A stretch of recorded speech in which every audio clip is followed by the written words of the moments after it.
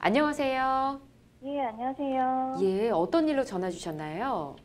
제가 일을 했는데 예. 그 월급이랑 이런 거를 못 받아가지고 어떻게 받을 아, 수 있을까 하고 지금 전화드렸어요. 예, 일을 하고 뭐 충분한 이제 월급이라든지 이런 부분을 못 받으신 것 같은데 구체적으로 어떤 일이 네. 있으셨나요?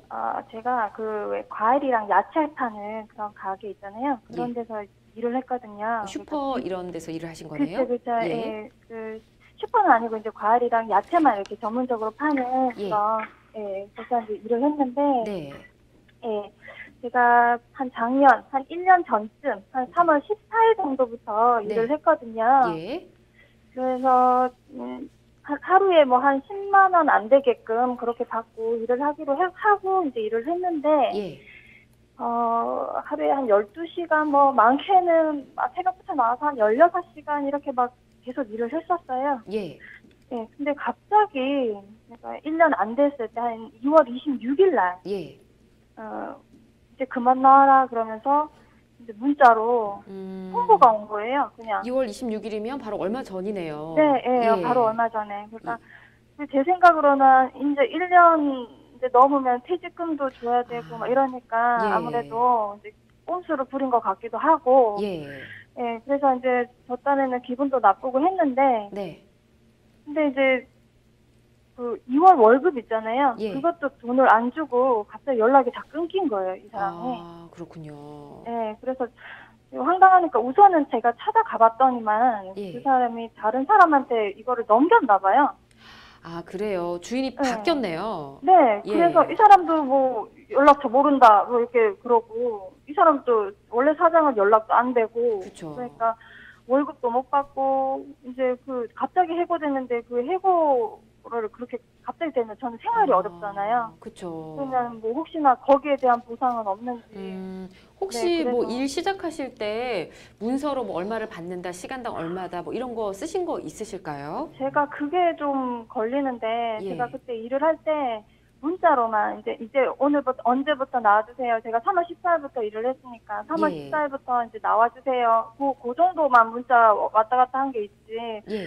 근로계약서 뭐 이런 거 그때 안 하고 이제 시작을 했어요. 그래서 아, 제가 일을 하면서 예. 사장님 계속 이거 계약서 이제 써야 되지 않을까요? 이렇게 좀 얘기를 하면 약간 음, 이제 자꾸 빙 돌려서 뭐 다음에 하지요, 다음에 하지요 이렇게 자꾸 미루시더라고요. 근데 예.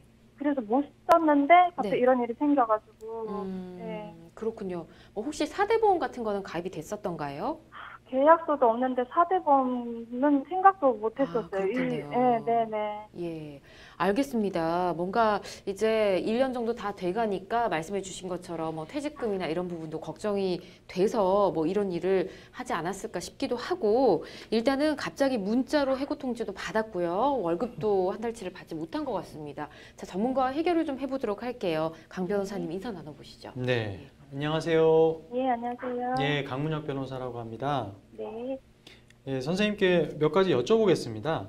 예, 예. 예, 아까 근로계약서는 체결하지 않았다고 하셨죠? 네, 예. 그러면은 이제 문자는 주고 받으셨는데 네. 혹시 뭐 얼마를 받고 일을 하겠다 뭐 이런 내용의 문자는 주고 받으셨나요? 아니요, 그 금액 내용은 없고, 네네, 그냥, 뭐, 그때 면접을 보고 난 다음이었으니까, 네네. 이제 뭐, 3월 14일부터 일하러 나와주세요. 이 정도밖에 없어요. 아, 그런가요? 예, 그러면은 그 예전에 네. 그러니까 해고 문자를 받기 전에 그 월급은 어떻게 예. 지급받으셨어요? 그러니까 일당으로 우선 책정은 됐었고, 월급은 이제 25일 날로 해가지고, 매달 월급처럼 이렇게 아, 받았거든요. 그러면은 계좌로 돈은 들어왔고요. 그쵸, 그쵸, 예, 예, 아, 예. 계좌로 네. 돈은 계속 지급되었고, 그 다음에 해고 문자로 통지를 받으셨고요. 갑자기 그렇게 해고를 문자로 하나 이렇게 해도 되는 건가요, 음, 솔직히? 그것도 되게 그러셨군요. 괘씸하거든요. 그러면 제가 일단 첫 번째 형사적인 절차를 좀 안내를 해드릴게요. 예, 예.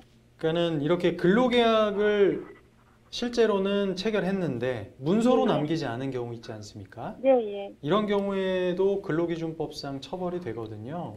아, 예, 그렇고 그 다음에 또 밀린 월급을 지급하지 않아도 네. 또 근로기준법에 의해서 처벌될 수가 있습니다. 제가 이거를 어떻게 해가지고 어디에 가서 이렇게 해야 될까요? 네, 그래서 차근차근 설명을 드리자면 먼저 네네. 그 노동청이 있습니다. 고용노동청이 아마 선생님 그 주소지 근처에도 있을 거예요. 쉽게 네. 인터넷으로 검색을 하거나 전화로 문의하시면 찾을 수가 있는데 가까운 고용노동청에 방문을 하셔서 네. 진정서를 접수하시면 좋습니다. 진정서. 인정서요? 예, 고소장도 좋지만 흔히들 네. 진정서를 고용노동청에 많이들 접수를 하세요. 이건 뭐냐 하면 네. 고용노동청이 이 선생님과 같이 근로기준법 위반 사건에 있어서는 경찰 역할을 합니다. 경찰. 예, 그래서 고용노동청에는 근로감독관들이 있어요. 예. 그래서 거기에 진정서를 접수하시면 근로감독관이 지정이 되고 선생님 사건을 이제 조사를 해줄 거예요. 예. 그래서 근로계약이 체결됐는지, 그 다음에 네. 뭐 월급을 진짜로 못 받은 게 맞는지 이런 거를 네. 조사를 해줍니다. 네. 근데 선생님 같은 경우에는 사실 어떤 명백하게 근로계약서를 작성한 것은 아니기 때문에 네. 그 사업주하고 주고받은 문자 내용, 그리고 월급을 이체받은 그 월급을 지급받은 계좌 거래 내역 있지 않습니까? 예. 예. 그거를 반드시 첨부하셔서 제출하시면은 이제 조사가 잘 진행이 될 것입니다. 그리고 하나 여쭤볼게. 제가 아직 1년이 안 됐잖아요. 네네네네네. 그러면은 그거에 대해서 뭐 이렇게 제가 뭐 해고에 대해서 좀 부당하게 갑자기 해고를 당했다든지 아니면 퇴직금을 좀 요청을 한다든지 이런 것도 가능할까요? 그 부분은 약간 조금 더 이따 설명을 드릴게요. 네. 일단은 아까 말씀드린 대로 노동청에 진정서를 접수하시고 네. 그 다음에 반드시 또 뭘 받으셔야 되냐 하면 근로감독관이 작성해주는 공문서가 하나 있어요. 네. 체불임금 등 사업주 확인서라고 있습니다. 네. 체불임금 등 사업주 확인서. 이 문서를 꼭 받으셔야 돼요. 네. 이거를 가지고 이거에 있으면은 뭘 할 수 있냐면은 법률구조공단에 민사소송을 의뢰할 수가 있습니다. 임금을 못 받았다 내가. 네. 이걸로 선생님 혼자서 막 소송을 하실 수는 없잖아요. 네. 그게 너무 예, 또 힘들어서. 변호사를 막 직접 개인적으로 선임해서 하기에는 또 굉장히 부담이 되거든요. 이런 사안은 네. 금액이 더 소액일 것이기 때문에. 네. 그래서 아까 말씀드린 대로 근로감독관으로부터 체불임금 등 사업주 확인서 꼭 받으셔서 가까운 법률구조공단에 찾아가셔서 네. 밀린 임금 지급받지 못한 사건을 의뢰하시면 네. 변호사의 도움을 받으실 수 있고요. 사건을 진행하실 수 있습니다. 음. 그리고 아까 여쭤보신 그 퇴직금 부분, 네. 1년이 되기 전에 이렇게 부당하게 해고를 당해서 네. 퇴직금을 받지 못하게 된 결과가 발생했는데 어떻게 할 것이냐.